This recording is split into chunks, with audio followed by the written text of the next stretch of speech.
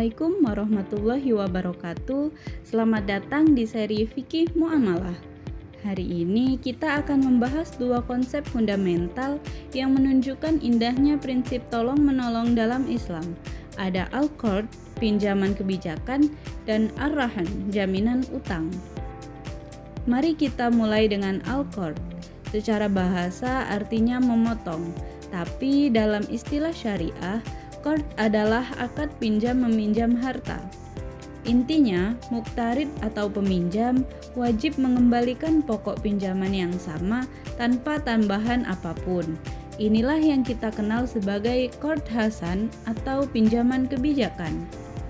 Tujuan utamanya murni sosial atau tolong-menolong. Dalam bahasa Arab disebut at-ta'awun.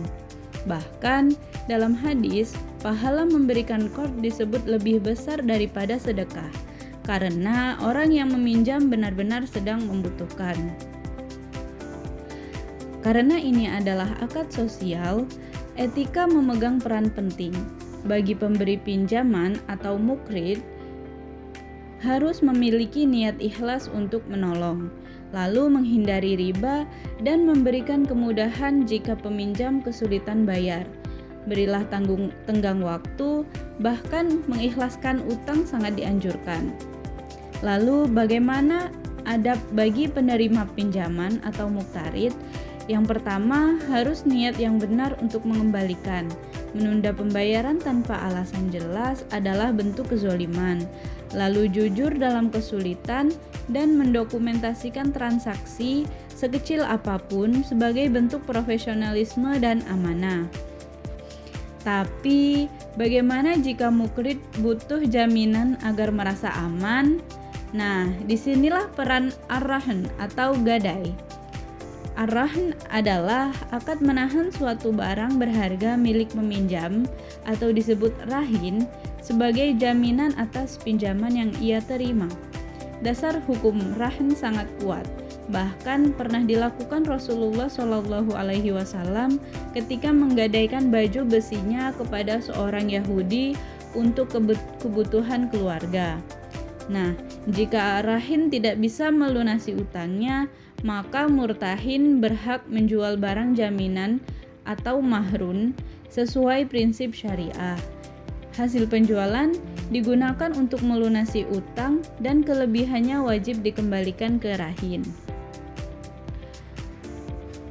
Nah, di zaman modern dikenal dengan rahin tasjili. Dalam akad ini hanya bukti sah kepemilikan seperti sertifikat yang diserahkan ke murtahin. Lalu fisik dalam akad ini hanya bukti sah kepemilikan seperti sertifikat yang diserahkan ke murtahin. Sementara fisik barang jaminan seperti mobil atau rumah tetap dalam penguasaan dan pemanfaatan rahin. Terakhir, penting untuk membedakan pinjaman qard adalah akad sosial atau disebut dengan tabaruk. Ia tidak boleh mencari untung. Sebaliknya, pembiayaan syariah adalah akad komersial atau tijarah. Diperbolehkan mengambil imbalan dalam bentuk margin jual beli, ujrah sewa, atau nisbah bagi hasil, karena di sana ada resiko bisnis yang ditanggung bersama.